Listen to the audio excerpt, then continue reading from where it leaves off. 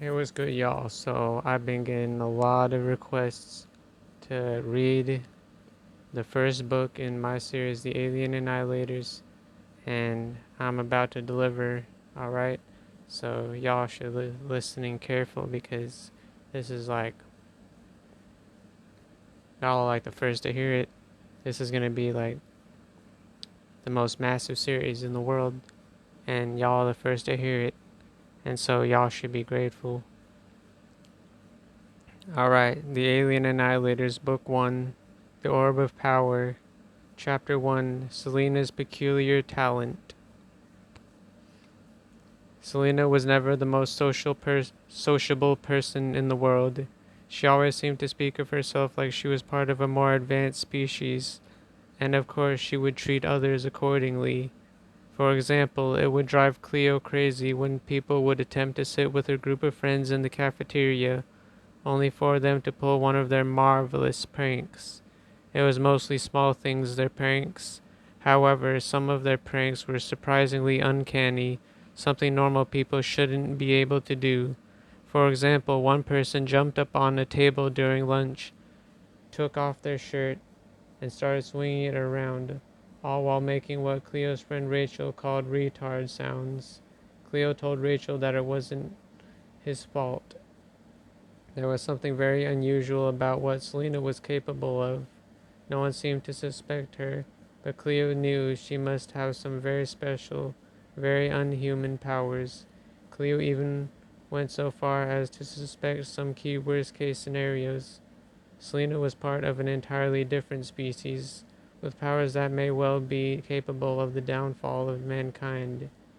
Rachel, of course, is a little skeptical of Cleo's assumptions. She believes that some people just do dumb and strange things at random sometimes.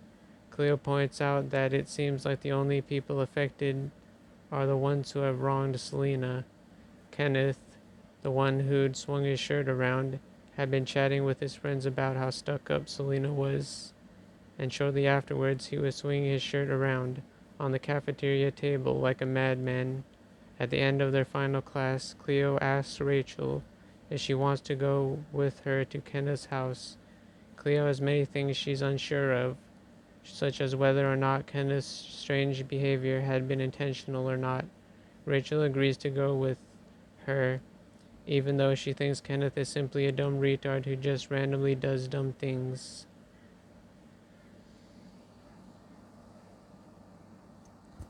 Chapter 2, Aliens Like Making Humans Do Dumb Things. When Cleo and Rachel knock at Kenneth's door, he greets them in a friendly enough manner and invites them in. They get seated in his living room. So, Kenneth, anything unusual happened recently? Cleo asks. Kenneth seems confused by the question. What do you mean? What makes you think I've been through anything unusual? Rachel smirks. Cleo, dear, when people are retarded, they'll treat their questionable behavior like it's nothing unusual. Cleo rolls her eyes at Rachel.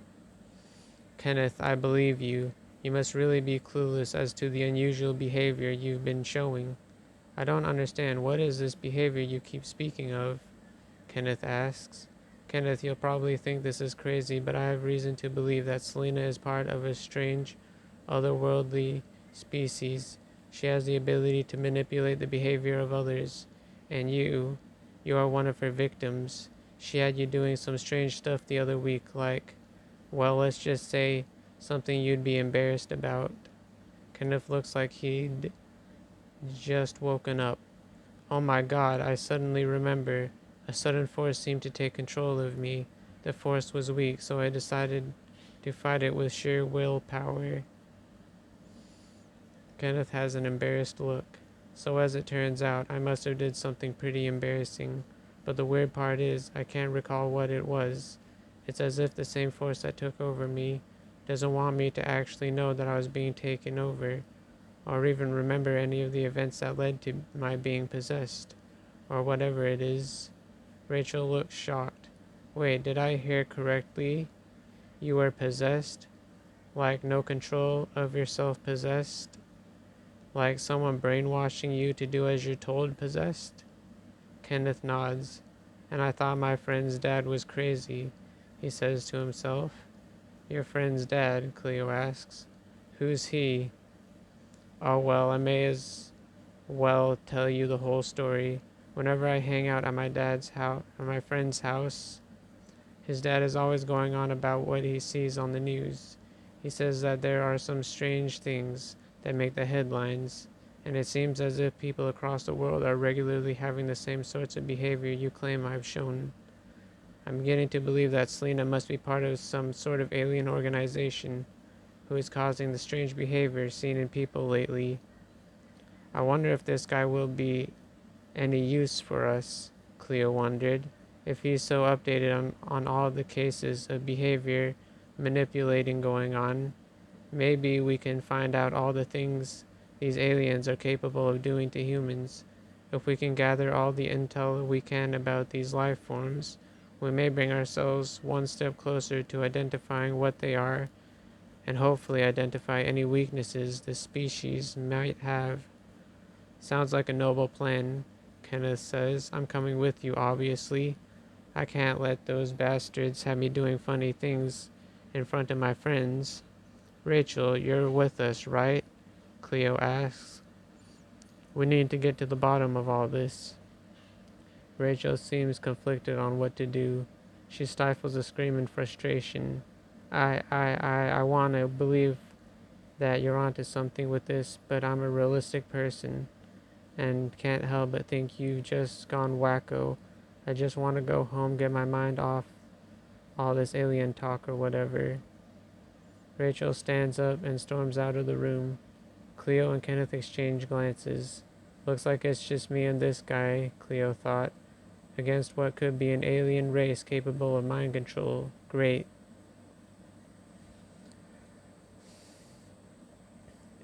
Chapter 3 Alien Evidence.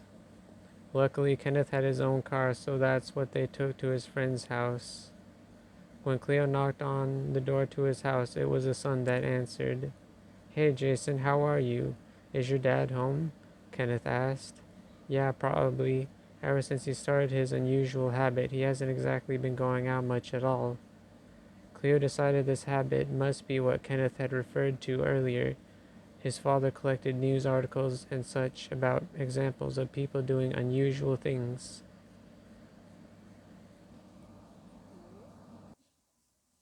After inviting them in, Jason continued, I just don't know what's gotten into my dad. Every time a news report turns on, he grabs his notepad and pen and jots down some notes. Do you find this weird that he's so consumed with this? Cleo and Kenneth exchange glances. Is it possible that his father suspects the same things that we do? She thought. If so, it would make sense for him to gather as much info about the potential abilities of the strange life forms inhabiting Earth. Jason, I think me and Cleo here understand what your father is doing, and the answer may surprise you. Can we talk to him? I'll tell you about everything later. Jason made a curious face but shrugged. Okay, he's in the basement where all the other madmen of the world take refuge. He pointed them towards the right door, then went upstairs. Hey Jeff, can we talk? We want to see what you're so busy with down there. Kenneth spoke loudly so he could be heard from downstairs. Are you sure you're interested in my wild speculation about the true nature of all the strange happenings of the world? Jeff sounded like he was accustomed to people dismissing his theories as the ravings of a madman. Cleo spoke this time. Jeff, man, we want to know what's on your mind. Open up. A moment later, the door opened and Jeff stood before them. I wonder what has people suddenly caring about my research. But no matter, come on in. Can we turn on a light or something? Cleo asked. It's dark down here. Once the light was on, Cleo could see the room properly. What stood out to her was the 4 bulletin boards on the wall, with various newspaper articles pinned to each one. Jeff notices Cleo's interest in the boards. So these are where I keep all of my evidence. I'm trying to prove that a strange force is making people do things that they would not usually do, or that they shouldn't even be capable of in the first place. He gestures to the first board. On this board, I have many examples of unusual occurrences We have people suddenly struggling to draw breath into their lungs. We also have people suddenly struggling to stay on both feet, falling down, and even injuring themselves. These are just a few examples of the unusual occurrences happening, and I'm trying to wrap my head around why it is happening. On the second board, I have a couple instances where, well, they started to display quite unusual behavior, the same sort of behavior that would suggest your mind were underdeveloped. I just wish I knew what the cause could be. Kenneth and Cleo exchanged worried glances. Cleo wanted to tell Jeff that Kenneth had displayed that same sort of behavior just a week ago. She decided against it, being still curious as to what clues the next two boards contained. Jeff gestured to the third board. So on this board, Jeff seemed unsure as to how he should go about explaining this one. Sir, what is it? Can't you tell us? Cleo asked. Well, I've come across quite a few instances where people reported that their friends or family members would show uncharacteristic behaviors. One child, who is usually so happy and bright, went into a strange phase where he isolated himself from his family and friends. Jeff paused. Obviously, this strange occurrence is a little more subtle than the others. One who isn't well acquainted with the child may pass his behavior off as normal or standard for the person. On this fourth board, there are instances where people began to show signs of possessing powers that should only be had by one who is not human at all, one who is a supernatural being. Jeff let that sink in. The thought of some life form possessing humans and using their special powers even within a human vessel, Cleo thought, was unsettling at best. Jeff continued, luckily no one seems to get harmed by the unusual supernatural powers being displayed. We had one guy who levitated off of the ground, which definitely took the world by surprise, but it seemed mostly harmless. However, Jeff seemed afraid to continue that sentence, and Cleo had a bad feeling about what he would say next. There was There has been one single recorded instance where someone seemed to want to use their powers for evil. It happened long ago, though scholars have preserved its story. Cleo and Kenneth listened anxiously. Jeff continued, this may seem like fiction, but one individual appeared to be fully possessed by some evil force. This force had the ability to shoot rays of searing light wherever it wished, and the area around it would burst into flames. This story shocked Cleo, even more than she thought it would. This could be the final result of the aliens' possession, she thought. Whatever the aliens were planning, if they were capable, if they were able to hone their skills of possession well enough, they may be able to use their special powers to their full capacity, which could very well mean the end of the world as they knew it. Luckily, Kenneth was able to stay calm even after that shocker of an announcement. So let me get this straight. You have no idea why all of these things are happening. You don't think it could be, I don't know, some sort of life form foreign to us. They were surprised to see Jeff laugh a little bit, but he stays composed mostly. Kid, I know this is unusual, but that's just part of life. Stuff happens that we can't explain, and we have to accept that. I wouldn't go starting any wild conspiracy theories about alien domination. Besides, Jeff continued, that last instance of destruction, it happened centuries ago. The worst thing happening today is humans showing supernatural talents. But even those are very, very rare instances. And to my knowledge, nothing truly bad has come out of someone displaying these supernatural abilities. I wouldn't worry myself too much with this, you two. Cleo had considered telling him about what happened a week earlier, with Kenneth being forced to do some strange things, but she could tell Jeff wasn't a superstitious type, so she decided their stay there was done. Okay, understood, she said. Thank you so much for your time. You've given us something rather interesting for me and Kenneth to discuss. Jeff grinned. It is curious stuff, he agreed. Now you kids had better head home. It's gotten late already. Goodbye now. Chapter 4 Alien Speculation. Cleo and Kenneth had agreed yesterday that they needed to go over all the information they learned in Jeff's basement. So Cleo had told him to meet her at the abandoned community hall at the park in their suburb. It was a quiet place, a place they could discuss everything they'd learned. When Cleo arrived there the next day, Kenneth was already there. He waved to Cleo, then gestured into the building. Cleo caught up with him, and they got seated against one of the walls. They both had notebooks crammed with everything they learned yesterday and any relating theories they had. So, Kenneth said, what's your take on everything? What the heck has people doing all these weird things? Have you concluded the same thing I have? I think so. What I've concluded is that all these occurrences are probably related, and this because it must be the same alien species who, through their combined efforts, are causing the unusual behaviors, whether it be distant antisocial behavior or even the display of supernatural abilities. Kenneth had a thoughtful look on his face. Cleo, I've been thinking. The struggle breathing, the underdeveloped mentality. Let's assume that, like any species, there are those that are advanced and those that are weak. Cleo tried to follow his train of thought and then suddenly realized what he was saying. Oh, I get it. The weaker or younger aliens, they must be inexperienced at possessing the minds of humans, and thus they may potentially struggle with some of the basic functionalities of humans, such as breathing and, well, common sense, I guess. Yeah, exactly.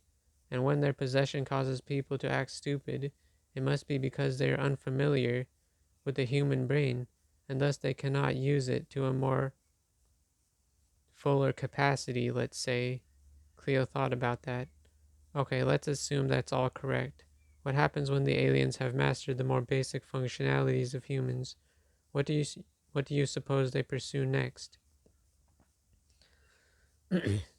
Kenneth thought about that for a moment, then an idea struck him. Hey, wait a minute. What was it that Jeff claimed happened to that young kid? Cleo frowned.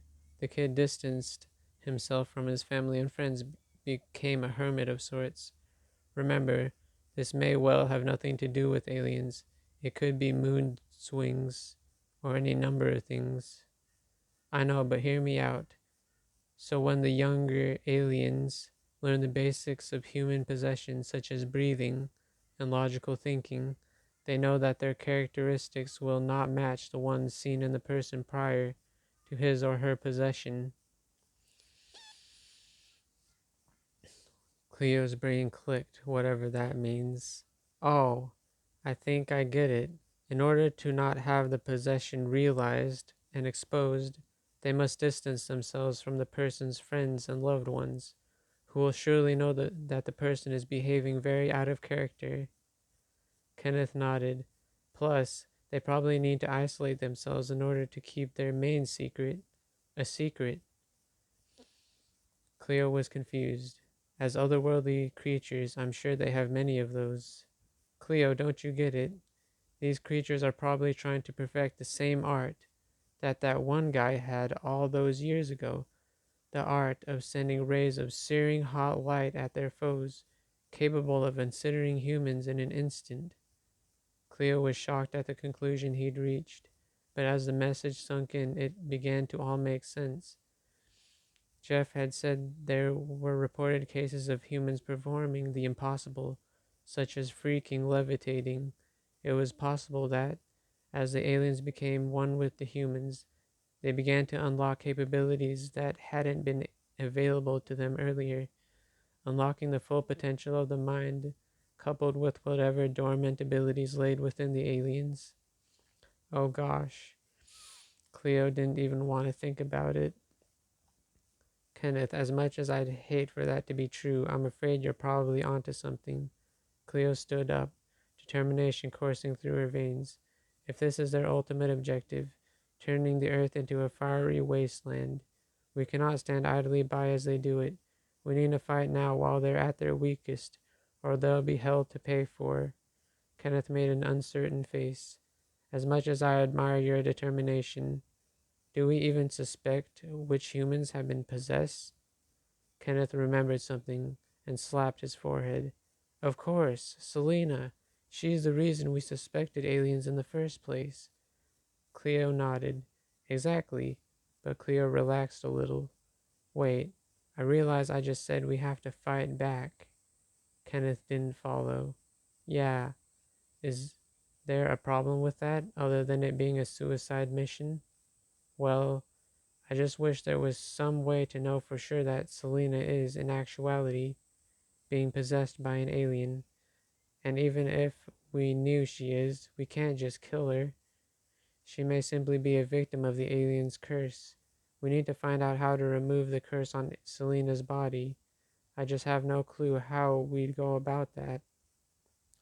Kenneth sighed. It almost looks like we've hit a roadblock of sorts. I wonder if doing research on the internet will do us any good. That's as good a place to start as any, I guess. What we need to find is examples of people overcoming the unusual behaviors that overtake them.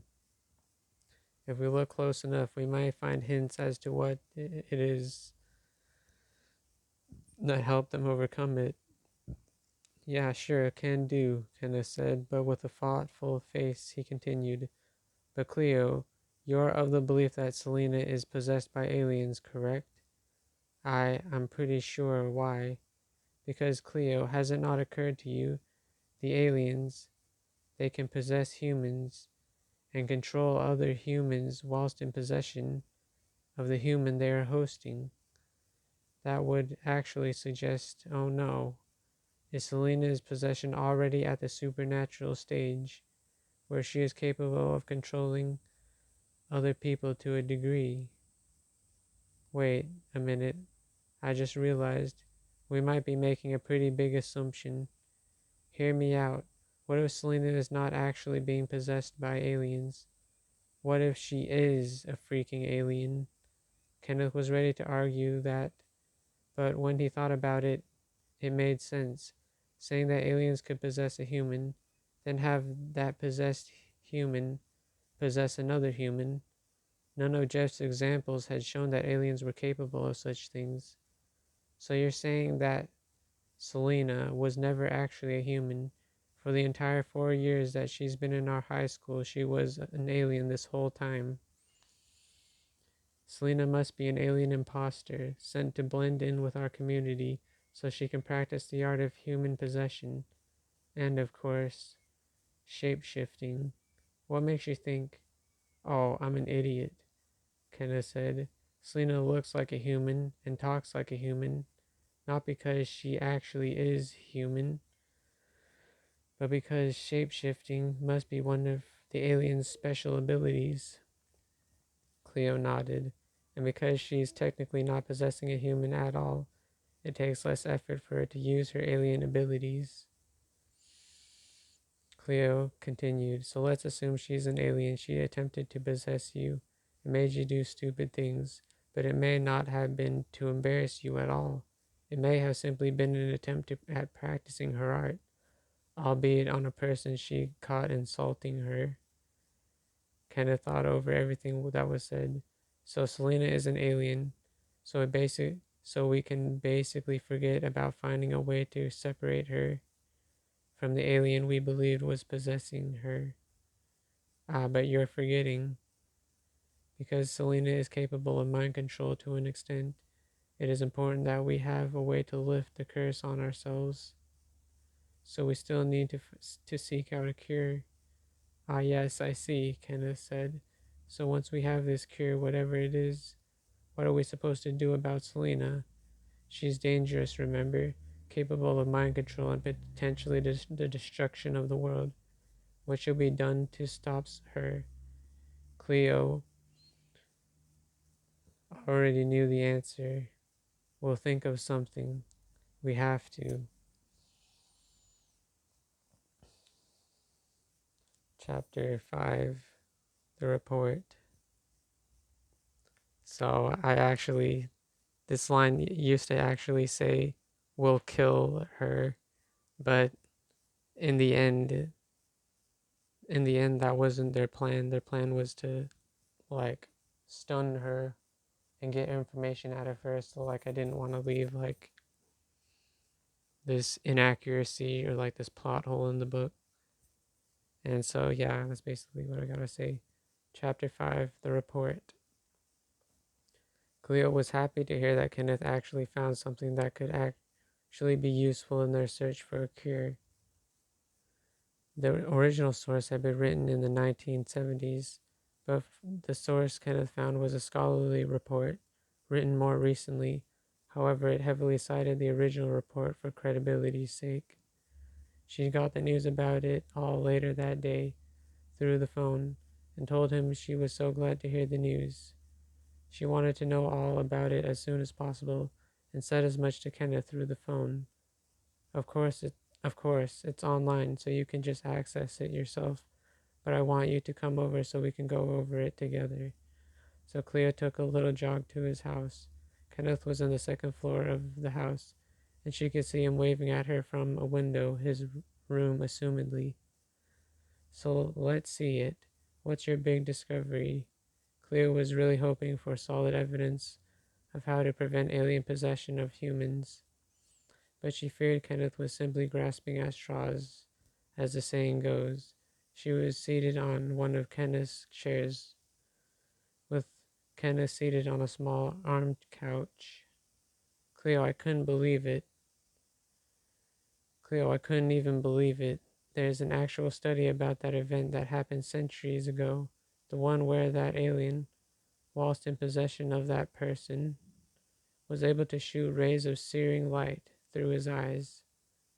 This surprised Cleo, even though logically it shouldn't have. Jeth had said the instance was recorded, so it made sense for people to want to research it. Well, that's great, but we already have a general idea of what happened. What we need is evidence of there being some sort of cure for the aliens' mind control.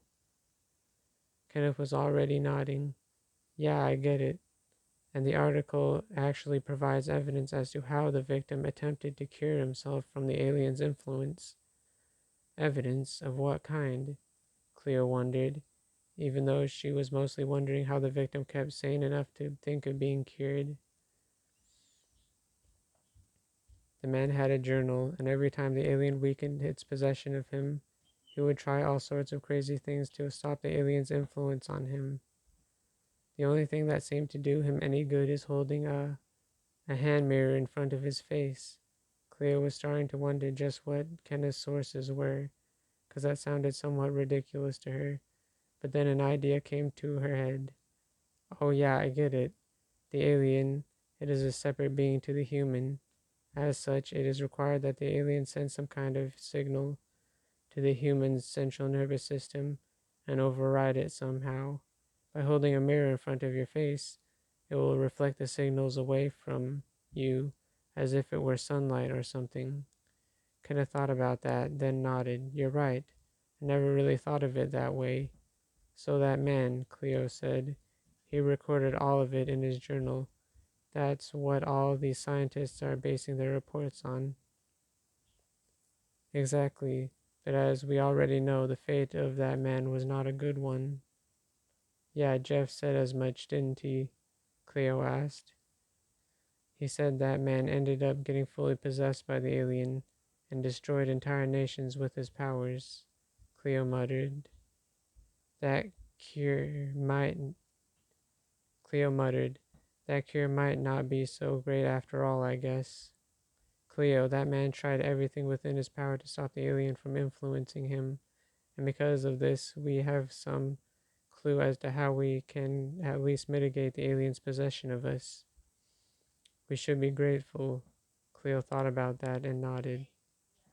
So what was it that he used? A hand mirror? Kenneth nodded. But I guess it just wasn't enough. The alien shattered it through the sheer power of its signal. Cleo gasped and said, Oh my gosh, what if the glass shards kill us before the alien can even do anything to us? My assumption here is that the stronger the signal, the stronger the glass needs to be. Kenneth thought for a moment, then said, "We should have a small mirror on our person at all times. When we come across Selena or anyone else we may suspect to be an alien, we can use that as protection. But if it's not enough," Kenneth continued, "we'll probably need one that is much stronger, one that can withstand the signals beating at them in terrible waves."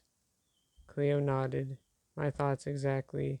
My only concern is that this larger mirror would be quite cumbersome, and thus we might not be able to bring it with us." She sighed. "It sure could be useful in a fight against Selena, for instance." But a plan was already forming in Kenneth's mind. A fight against Selena. "I think I have a plan. It involves a giant mirror and some kind of device that amplifies air signals."